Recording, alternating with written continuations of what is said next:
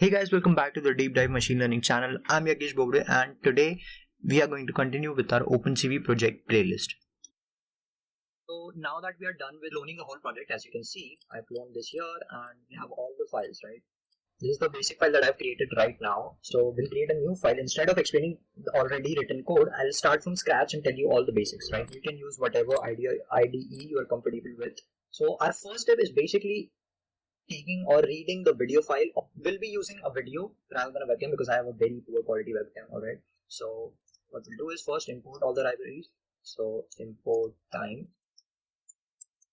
import, what else do we need? We need MediaPipe. Alright, so MediaPipe is the library we'll be using for the facial landmark detection, and this library is maintained by Google. Alright, now let's start with creating the object for video. That is basically cv2.video capture, and we pass in assets. We have to pass in the address of the video, and then video.mp4. That's our file. And what we'll do is while true, so we'll run a for loop to read each image of the video, right? So basically we'll use frame and we'll use the read method for this object, and this SUC is basically success or failure. It's a boolean value, whether it returns a frame or not. Sometimes it may return, sometimes it may not, right? So if it returns, if it doesn't return, what we'll do is directly break it, right? And we can actually, what we'll do is print that no image read, alright? But that will do it. And then otherwise what we'll do is show that frame, right? So we'll use cv2imShow method and right video. This basically is the window that will open. This video will be the name of that window. Alright. Then we'll pass the frame and cv2.wait key 0. Alright. So we'll run this and alright, that's a huge picture, right? Let's actually do something about this. I didn't write how to exit, right? So what I'll do is write a code. You'll see this quite often, right? So what this does is when the Q key is pressed, it will exit, it will break out of the loop. So now we have entered it, but our file is still a huge video frame, right? So let's actually change the dimension to meet our requirements. What we'll do is frame equals to cv2.resize. Resize method lets you change the dimensions. Alright, so we'll pass in the image and the size required. So we'll write it as 720 by let's say 640, I guess. So let's see now what we get. Basic again. What did I do wrong? I left the colon. Alright, now let's run it again and there we go. So now it's small size and fits, and when I press Q it closes, right? So everything works fine. Now what we'll do is we'll put an FPS in the frame, right? We'll put an FPS text. So for that we'll need the current time equals to time, and then after the frame is read we'll also define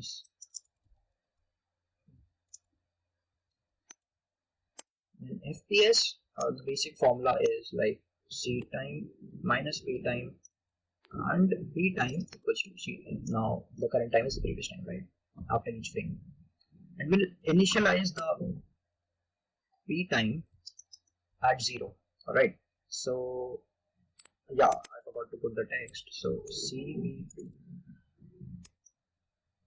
cv2 dot put text. Then we'll pass in the frame, we'll pass in the what we want to write. That's what we write here with FPS, and then we'll write FPS. Actually, let's convert it to an integer, otherwise show the whole 8 decimal points. That's it. And then we'll also pass in the pixel value from where to start. So I'll just set it to a random number. 1500 is like somewhere in the start, right? And then cv2 dot font Why isn't it showing?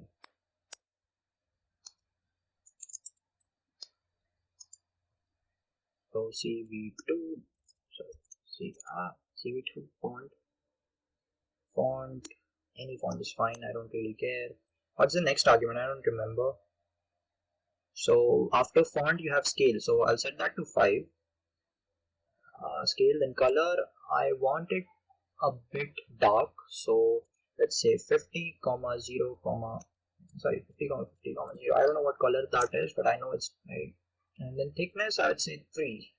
For now, let's print that. Let's run that and see how it works. We have the FPS. I would say a bit more thick would be fine, and a little lower. Alright, so let's increase the thickness to around 5 or maybe 6, and just let's lower it. So increase the Y value to 50, then run again. I would say that's perfect. It's perfect, but a bit more thick would be nice, and the color should, let's actually put it green, right? So what we'll do is let's actually make it 0, make it 200 and 0, and thickness, let's convert it to 8. Run again. There we go. Green. Fine. But that's enough on the FPS part. So yeah, it's working. Now let's get down to the main part, the face mesh module in the media pipe, or basically the landmark detection, right? So for that, there are some few steps that we have to follow before we can do that. So first is we need the drawing utensils, how we'll draw all those connections, right? So for that, we need to follow some steps. Right, as MP, right? MP.solutions and .drawing details. Then we'll also draw MP face mesh, and that is basically MP.solutions. So I directly copied this code because this is something that you have to follow, right? This is not something that you can skip over. But yeah, I just pressed Control and clicked on this to read the documentation, and that's how I know that these are all the arguments that it takes, right? So it takes static image mode, false or true, right? It is a very heavy process, right? So it's better to just tell it so that it won't detect if it's a static image, right? So yeah, that's basically why that is. And maximum number of faces, we can enter how many faces that you should search for, right? Minimum detection confidence, so if it's 50% sure, then we'll say that the face is detected. You can change it to 0.7, 70%, 80%, whatever you want. But yeah, that's basically it. That's how you define the face mesh module. And then for now, let's actually comment this out. We'll see that in a bit later. Alright. Now that we have created the face mesh, let's actually detect it, right? Let's actually detect. But before we detect, what we have to do is, this face mesh only takes RGB image, but in OpenCV, when we read, our image is in the form of BGR, that is blue, green, red. So we have to first convert that image, right? So we'll convert that image to RGB. So RGB, then we'll use this CVT color function. Source is image, frame, and CV2 dot color BGR to RGB. There we go. So we have our RGB image. Then what we'll do is pass this to our face mesh module. So, and we'll get the result, or faces. Yes, actually let's type in results, and then face mesh dot process self. What do we have to write? The image, right? So image RGB. There we go. That will give you the results. So let's actually print the results first. So let's see what exactly it is. Also print its shape. Results.shape. And that's it. Now let's try and run that. Solutions output has no attribute shape. So actually it is a specified class. So solutions output has no attribute shape. The shape doesn't work on it. So let's run it without that. Printing results doesn't tell you anything, right? What we'll do is do this multi-face landmarks. Yeah, something that is relating to our products. You can tell, right? Let's see what this gives us. You see landmarks XYZ, landmark XYZ. You see these are in list. You can see that bracket. we are getting these, and of course our image is there, FPS, and we are getting all these landmarks. Let's quit and let's actually look at it, right? So we are getting, for each landmark, we are getting an XYZ coordinate, right? So that's basically what is stored in a results.multiface landmarks. Let's actually print what is the length. So as we saw that this is a list of dictionaries. Each landmark is a dictionary, but overall it's a list. So let's actually print the length of this list. Results.multi. Actually, let's do this and length. And let's see what it prints out. So we see 1, 1, 1, 1, 1. Right? We see 1. Now why we see 1 is because only one face is getting detected. That's why only the list only has one member, right? If there were two faces, it will show you 2. Alright, I'll show you another video. We'll actually change the video. This confident video has a number of people, so you might be able to see what I'm talking about. Let's actually run it again. Oh my bad. Alright, now the conference video was too low quality, so I'm deleting that, and I've added this small talk video. And this video is quite interesting because there are some parts of the video where the face isn't getting detected, but when you go close, when the camera zooms in, it gets detected, right? So let's actually run this, printing results.multiface landmarks instead of length. But let's actually see what gets printed, right? This is my video. It's also low quality, but see, landmarks are getting detected. None right now, but when it zooms in, landmarks are getting detected, right? So now it's still none. There we go. It's a pretty good video, right? So it shows you that the model needs more training for out of focus images. But yeah, that's what it is. When the kid sits, maybe the model is detecting two faces. For that, we'll have to print length. But instead of that, let's actually now implement the landmark detection so that it's easier to see, right? Now that we know what the .multi-face landmark shows, instead of printing, let's actually detect the landmarks, right? So for that, we first need to know that whether the face is getting detected or not. So here we saw that there was none getting printed when the face wasn't getting detected, right? So what we'll do is check by if results.multi-face landmarks. If it's none, then it won't go further. But if it's true, if there is something, if the list isn't empty, then it will pop up. What we'll do is loop through each of the landmarks, right? So for landmarks, so for face landmarks in results.multi-face landmarks.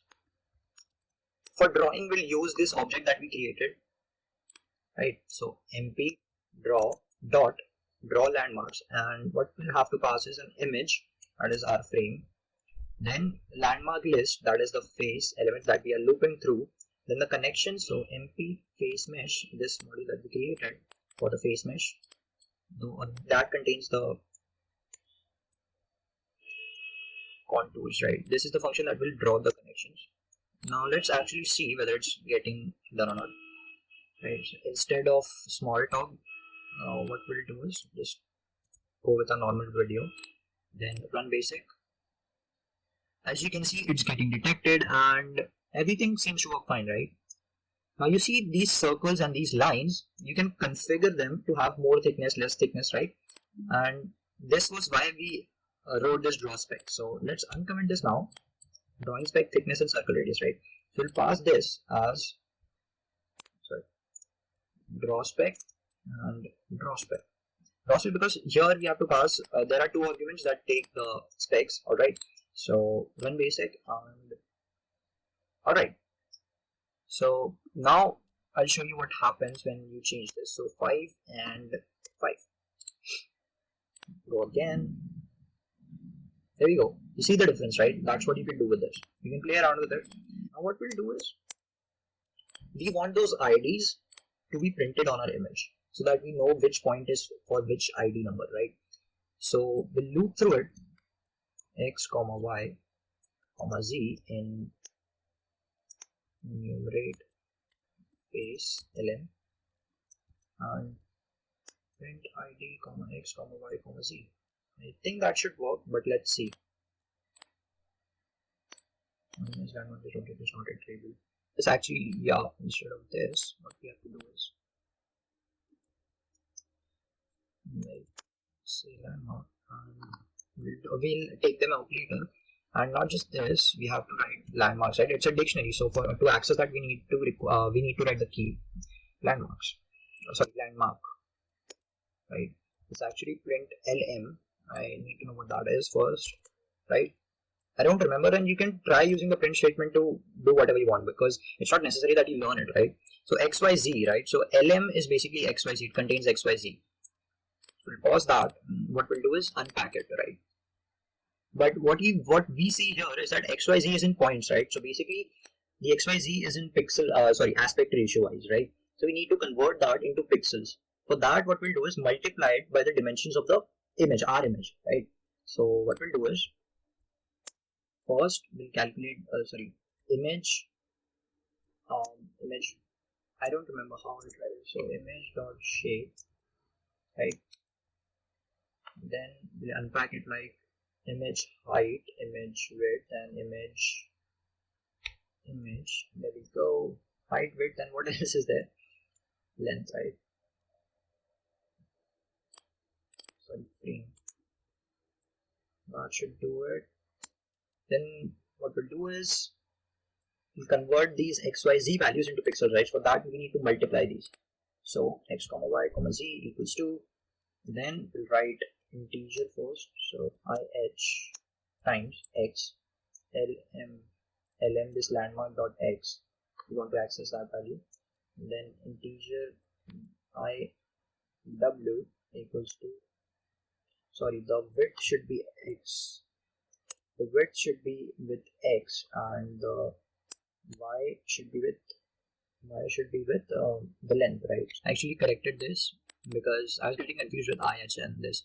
And this IL, if you are confused, this IL is basically the number of channels, right? You remember when we pass an image dot shape, we get height, comma width, comma channels. That is basically what this dot shape returns. So IH is image height, image width, and image length, or you can write IC, that is I channels. So we are facing an error that basically says not enough values to unpack.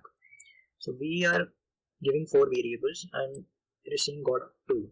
So what exactly is happening here? Got 2. So that means 2 variables are getting unpacked from here. So that means only 2 variables, right? So let's make this as lm. Probably a landmark is getting returned, right? And let's print that, right? Let's see if that solves the error. Yes, it does. And that's how you need to work, right? Whenever you solve a project in coding and programming, most of the difficulties that you'll face is while handling the project yourself, because even when you watch a full tutorial of 2-3 hours, that's not as productive as doing 30 hours of coding yourself. So as you can see, this lm is basically all the landmarks that are getting printed, and this is 461 is the id, so 468 landmarks, so 0 to 467, right? So all the landmarks are getting printed, and this lm contains xyz all 3. So lm is a dictionary, all right? So what we can do is write lm dot x comma lm dot y comma lm dot z to access them. I think that should work. And yeah, it works. See, all of them are getting printed. But what I want you to notice is all these values, the xyz values, are in decimal. But whenever we see pixels, they are integers, right? So what exactly is the problem here? What happens is these values are not exactly pixels. These are aspect ratios, all right? So if we want pixel values, we'll have to multiply them according to our image dimensions. So the frame we are passing, we have to multiply it by the frame dimensions. All right, so what we'll do is we'll first save our frame dimension. So first we'll image height, so frame height, frame width, and the third argument is number of channels, right? So R is BGR, so 3 channels, so that will be frame length, right? I don't know, that just seems appropriate. Frame not shape. All right, that's it. And then what we'll have to do is x comma y. We want pixel values. We will only take x comma y, the pixel values, because those are the only 2 required when it's a 2D image, right? We are using the IMShow method to show the 2D image, right? So we only need those 2 values to show the IDs in the image. So what we'll do is multiply the image, the frame width with the x, and integer frame height with y, and this should give us the pixel values. What we'll do is we'll print each of the IDs with the landmarks, right? So all the landmarks we are drawing, we'll also print their IDs with them.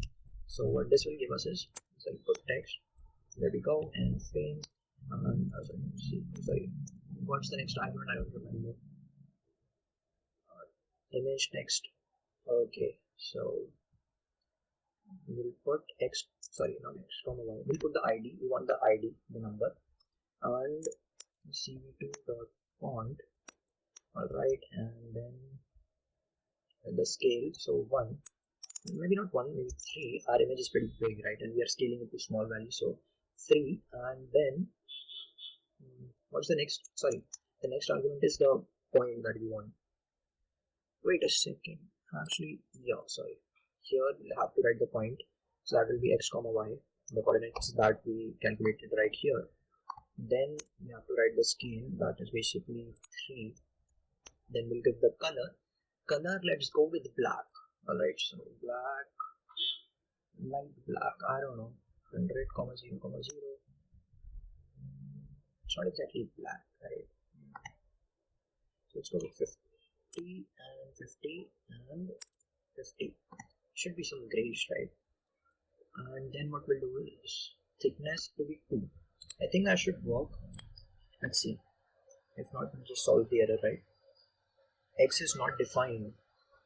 Yeah, we have to access the x and y coordinates. So lm is a dictionary, will access like this. X is the key, y is the key, lm is the dictionary. So that's how we'll access this. So that should work. There we go. So these are all the numbers are getting printed, right? Yeah, it's a mess, but yeah, we actually did it, right? So yeah, it's working out. Project is completely working. Let's actually try it on another video. That small talk, because we have 2 people in it. Let's actually see how it works there. Oh my god. See, actually the thing I want you to notice is in the other video, the FPS was so small, right? That's because the 2 videos, the dimensions are not same, right? We are resizing them, so the scale is like a whole different thing, alright? So that's why it's getting messed up.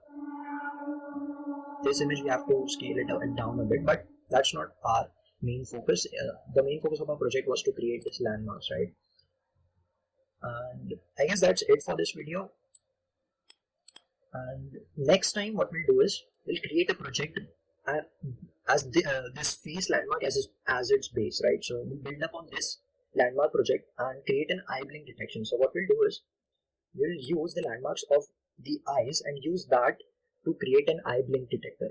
Sounds cool, right? So basically I will be going one step further with this project while taking this project, and we'll advance with our OpenCV projects. Thank you guys for watching the video. That's the end of it. And if you have any doubts, first try to solve them yourself. That's a must if you are going to become a developer, not just machine learning, but any kind of development, web development, Android development, and actually not just development. See, we have internet, we have Google, we have so many free resources. What's the point if you don't even know how to utilize them, right? So be sure whenever you have a doubt, instead of asking someone else directly, first you try to research it yourself. Research it, just Google it, go on Quora or any doubt solving website, and just try to find answers yourself. If it's too complex for you to understand, that's fine, then ask. Okay, so if you have any kind of doubt after going through yourself, then message me on this Instagram ID that reply to all the messages. So that's it. See you guys next time.